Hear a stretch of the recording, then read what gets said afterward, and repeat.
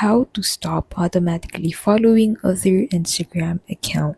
If your Instagram account is automatically following other accounts without your permission, it's likely due to a compromised account or third-party app access. So to resolve this, first go ahead and open your Instagram profile, head over into your profile, and then from here click on the burger icon at the top right of your screen. And then from here, go ahead and look for settings and privacy. And then from here, go ahead and look for app permissions. So you can use the search bar to look for that.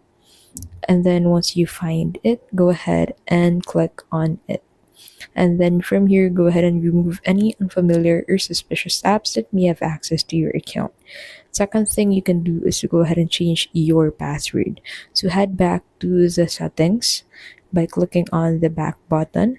And then from here, go ahead and click on the menu button again. And then click on Account Center. And then head over into Password and Security. And then click on Change Password. And then select your Instagram account. And then create a new password for your Instagram account.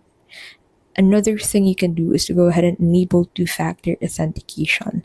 So under password and security, go ahead and tap two-factor authentication and then select your Instagram account and then choose your preferred method. So you can go ahead and set up two-factor authentication through an authentication app or by sending an SMS or WhatsApp.